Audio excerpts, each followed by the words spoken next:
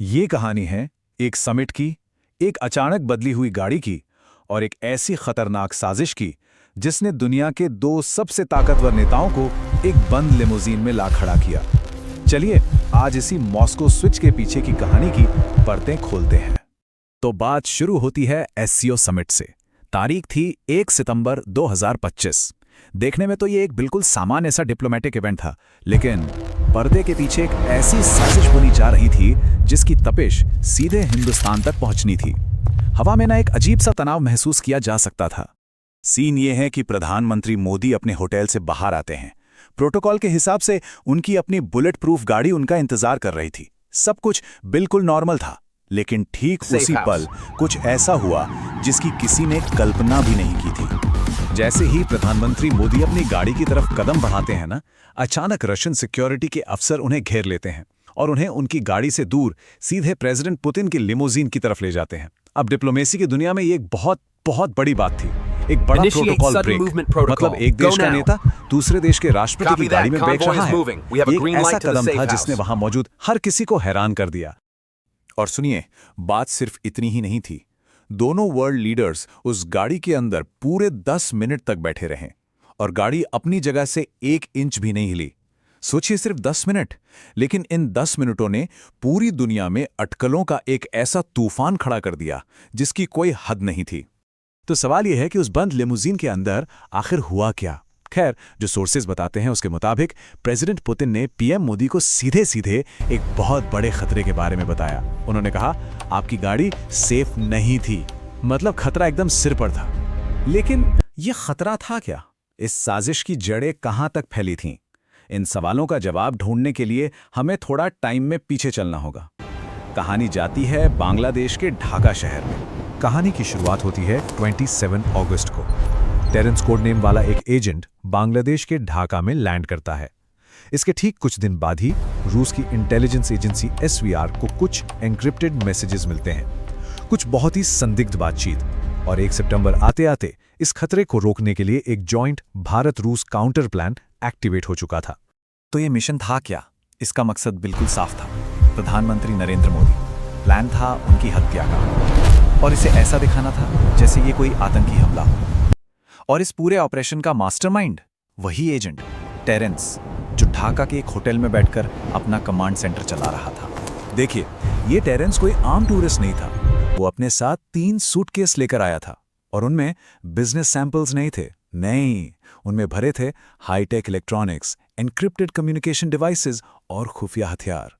ये सामान ही बता रहा था कि ये ऑपरेशन कितना गंभीर और सोफिस्टिकेटेड था। तो अब जब साजिश का पता चल चुका था तो उसे नाकाम करने की बारी थी। यहीं से शुरू हुआ एक काउंटर ऑपरेशन, और सच कहूं तो ये इस कहानी का सबसे थ्रिलिंग हिस्सा है। रणनीति एकदम सीधी थी, लेकिन बहुत असरदार। कहते हैं ना, सांप के सर को ही कुचल दो। प्लान ये था कि हिट स्क्वाड या स्नाइपर्स वो तभी एक्शन लेंगे जब उन्हें ढाका से टेरेंस का ऑर्डर मिलेगा। तो सबसे जरूरी काम क्या था? टेरेंस को ही न्यूट्रलाइज कर दो, ताकि ऑर्डर जा ही ना पाए और पूरा का पूरा ऑपरेशन ताश के पत्तों की तरह ढह जाए। अब टेरेंस को रास्ते से हटाने के लिए जो हथियार इस्तेमाल किया गया वो कोई मामूली जहर नहीं था।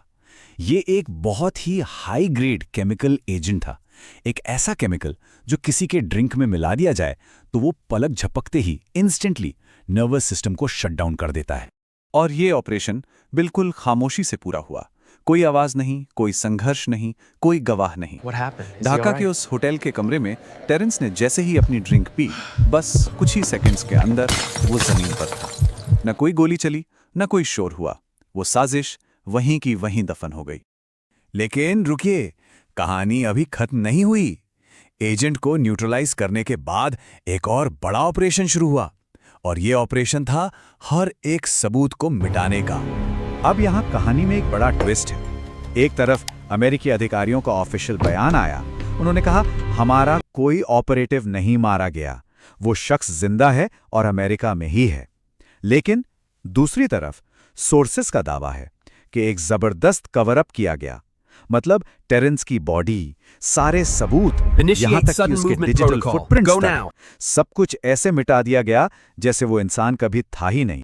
जब प्रधानमंत्री मोदी भारत वापस आए तो उन्होंने एक पब्लिक इवेंट में एक बहुत ही क्रिप्टिक, एक रहस्यमयी बात कही। उन्होंने कहा, आप तालियां इसलिए बजा रहे हैं कि मैं गया या इसलिए कि मैं जिंदा वापस आ गया। अब ये कोई मजाक नहीं था। सोर्सेस के मुताबिक ये उन लोगों के लिए एक सीधा संदेश था जिन्होंने उन्हें टारगेट करने की कोशिश की थी। ये कहने का एक तरीका था कि हमें पता है तुमने क्या किया था। और इस घटना के ठीक बाद एक और चीज हुई। प्रधानमंत्री मोदी की कई बड़ी इंटरनेशनल ट्रिप्स, जैसे कि यूएन जनरल असेंबली का सेशन, इजिप्ट में गाजा पीस समिट और कुआलालंपुर में आसियान समिट, सब अचानक कैंसिल कर दी गईं। सवाल उठता है, क्या यह सब सिर्फ एक इत्तेफाक था या फिर खतरा इतना बड़ा था कि कोई भी चांस लेने को तैयार नहीं था? तो बड़ा सवाल यह है कि आखिर ये सब हुआ क्यों? किसी देश के प्रधानमंत्री को निशाना बनाने का इतना बड़ा रिस्क क्यों लिया गया? सोर्सेस के मुताबिक इसका जवाब सिर्फ इस एक घटना में नहीं है, बल्कि इसका जवाब छिपा है भारत की बदलती फॉरेन पॉलिसी और इस पूरे रीजन की जियोपॉलिटिक्स में। जो थ्योरी सामने रखी गई है वो ये है कि ये कथित साजिश एक बहुत बड़ी स्ट्रैटेजी का हिस्सा थी। एक स्ट्रैटेजी भारत को घेरने और कमजोर करने की। इसे रिंग ऑफ फायर का नाम दिया गया है। मतलब भारत के जो पड़ोसी देश हैं, बांग्लादेश, नेपाल, श्रीलंका, वहां पॉलिटिकल इंस्टेबिलिटी पैदा करो ताकि भारत पर दबाव बने। और ये जो कथित हत्या की कोशिश थी, ये उसी स्ट्रैटेजी का शायद सबसे खतरनाक दांव था। और फिर इस घटना के कुछ ही वक्त बाद भारत के केंद्रीय मंत्री पीयूष गोयल का एक बहुत ही पावरफुल बयान आया। उन्होंने कहा, आप हमारे सिर पर बंदूक रखकर हमसे ट्रेड डील साइन नहीं करा सकते। अब सवाल यह है कि वो किस बंदूक की बात कर रहे थे? क्या उनका इशारा उसी कथित साजिश की तरफ था? और आखिर में ये कहानी हमें एक बहुत बड़े सवाल के साथ छोड़ जाती है। क्या ये घटना, जैसा कि इन सोर्सेज में दावा किया गया है, सिर्फ एक अकेली, एक आइसोलेटेड कोशिश थी, या ये एक बड़ी स्ट्रैटेजी का हिस्सा थी, उन देशों को एक संदेश देने के लिए जो अपनी शर्तों पर एक इंडिपेंडेंट फॉरेन पॉलिसी के साथ आगे बढ़ना चाहते हैं? ये एक ऐसा सवाल है जो आज की जियोपॉलिटिक्स के बिल्कुल सेंटर में है।